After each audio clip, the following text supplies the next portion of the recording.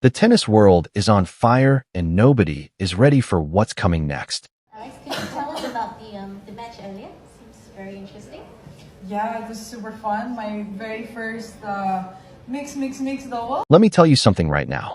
The tennis world in 2026 is not playing games. And I mean that in the most literal and dramatic way possible. From the red clay of Rome to the electric courts of Geneva, from the heartbeat of Southeast Asia to the grandest stage in all of sport, the stories unfolding right in front of our eyes are the kind that remind you exactly why we fell in love with this sport in the first place. We are talking about history being made in real time. We are talking about love letters being written between matches. We are talking about teenage prodigies from countries that the tennis establishment barely acknowledged a decade ago, now standing toe-to-toe with the best players on the planet. And we are talking about one of the greatest champions who ever lived, still chasing a record that nobody thought he could even dream about just a few years ago. If you are not locked in right now, you need to be, because what is happening across the global tennis circuit is the kind of drama that no script writer could ever dream up. So sit down, buckle up, and welcome back to Champions Tennisitics, where we cover the game, the glory, the heartbreak, and everything in between. Let us start exactly where we need to start. Let us start with a story that has been building slowly, quietly, and beautifully over years of hard work, sacrifice, and the kind of patience that most people in this world simply do not possess. Let us talk about a young woman from the Philippines who never asked to be a symbol, but became one anyway. Let us talk about Alexandra Ila. Now, if you have been following Champions Tennisitics for any amount of time, you already know that we have been keeping our eyes on Alex Ila since before most of the tennis world even knew her name. And if you are just joining us today, then welcome, because you have picked the perfect moment to tune in, because right now, in the year 2026, Alex Ila is writing chapters in the history of Philippine sports that will be talked about for generations. We are not being dramatic. We are not being hyperbolic. We are just telling you what the numbers, the results, and the trajectory of this young woman's career are saying loud and clear. Alex Ila is currently ranked world number 38. Let that sit with you for just a moment. World number 38 on the WTA Tour, the most competitive women's tennis circuit on the planet. A circuit that features legends, veterans, and talents from every corner of the world. And a 20-year-old Filipina from Manila is standing right there among them, not as a wild card, not as a feel-good story, not as a novelty act, but as a legitimate, ranked, proven professional tennis player who belongs at that level and is trending upward. She is not just the best Filipino tennis player alive right now. She is the best Filipino tennis player who has ever lived in terms of professional ranking.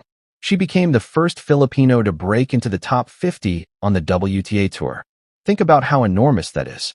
In a country of over 110 million people with a rich sporting culture, no Filipino woman had ever climbed that high in professional tennis. Until Alex Ila did it. First. And she did it in style. The path that brought her here was never easy. It was never supposed to be easy. Alex left the Philippines at the age of 12 to train at the Rafael Nadal Academy in Spain. 12 years old. Think about what that means. Think about what you were doing when you were 12 years old, and then imagine packing your bags, leaving your family, crossing the world, and dedicating every single day to becoming one of the best tennis players on earth. That is what Alex Ila chose to do. Or rather, that is what her talent demanded of her. When you have the kind of gift she has, the gift does not wait for convenience. The gift pulls you toward the places and the people and the training environments where it can grow into what it is meant to become. And grow it did. In 2022, Alex Ila won the U.S. Open Junior title. The U.S. Open, Junior Singles Champion, at one of the 4 biggest tennis tournaments on the planet. That was the moment when the wider tennis world started paying very close attention. That was the moment when the people who watch talent development for a living started writing her name down in their notebooks and underlining it twice. That was the signal that this was not just a regional story, not just a Filipino feel-good narrative. This was a genuine global tennis talent in the making. Fast forward to 2026, and here she is, world number 38, standing at the French Open, on the clay courts of Roland Garros, where the red dust gets into everything and the tradition is so heavy you can almost feel it pressing down on your shoulders as you walk onto the court. And she is not there to make up the numbers. She is there to compete. She is there to win matches. She is there because she has earned every single point on that tour that got her to this ranking, and she is hungry for more. Now here is what makes this story even richer, even more layered, and honestly even more exciting for tennis fans across Southeast Asia. Alex Ila is not the only player from the region making waves right now. Standing right alongside her, at world number 41, is Indonesian player Geneva Jen, the highest-ranked Indonesian woman in professional tennis since 1998. Almost 30 years. Nearly 3 decades. And now here is Geneva Jen, climbing the rankings, competing at the highest levels, and representing a country of 280 million people that has been waiting a very long time for a tennis player to fly their flag at these altitudes. Together, Alex Ila and Geneva Jen have become something bigger than just 2 individual athletes. The tennis world has taken notice of them as a pair, as a phenomenon, as a representation of something shifting in the global game. Their combined growing fan base has given them a nickname that we absolutely love here on Champions Tennisistics, the SEASters, Southeast Asian Sisters. 2 young women from neighboring nations, from different backgrounds, forged by different journeys, united by the same love of tennis and the same burning desire to prove that Southeast Asia deserves its place at the top table of world tennis. And they are not just proving it in press conferences and social media posts. They are proving it on the court, point by point, match by match, tournament by tournament. Alex has spoken about the support she receives from Filipino fans every single week and described it as overwhelming. And you know what? It is overwhelming. Because Filipino fans are not casual. Filipino fans are not fair weather.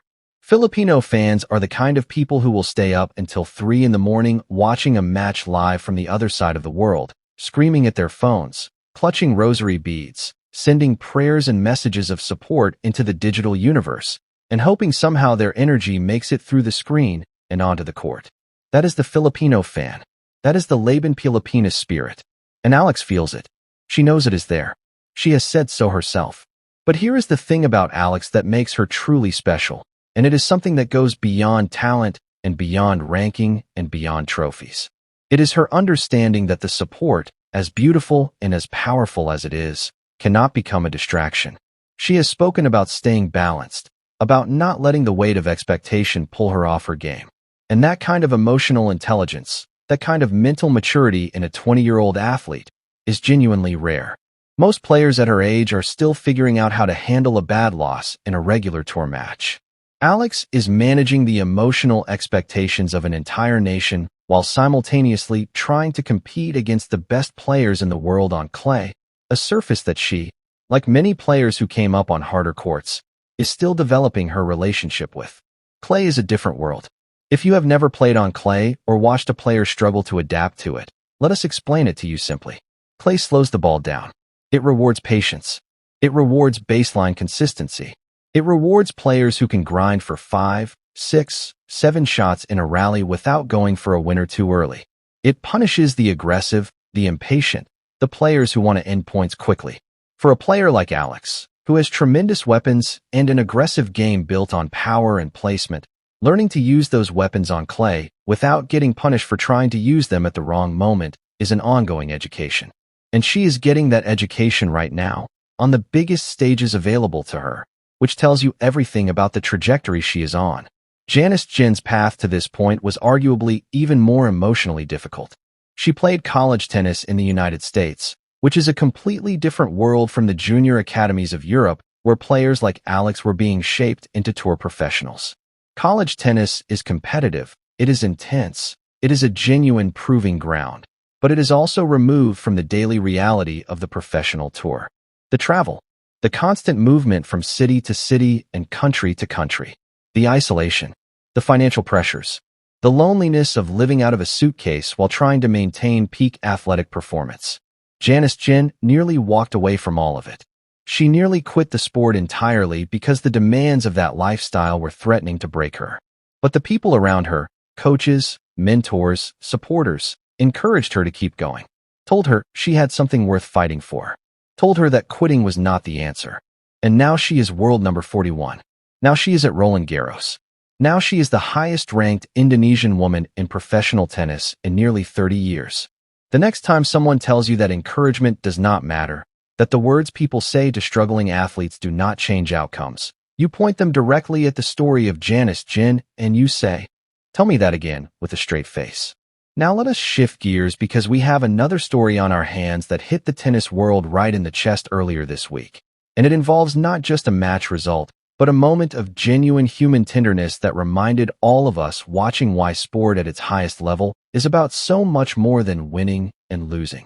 The Italian Open, Rome, one of the most beautiful and prestigious clay court events in all of tennis, held in the stunning setting of the Foro Italico with the stone pines and the Roman sky framing every single point.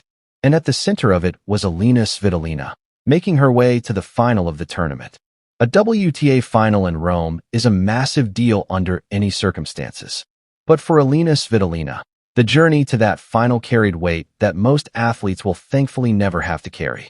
Former British number 1 Greg Rosetsky has been thinking about this carefully, and his conclusion is one that makes a lot of sense when you break it down.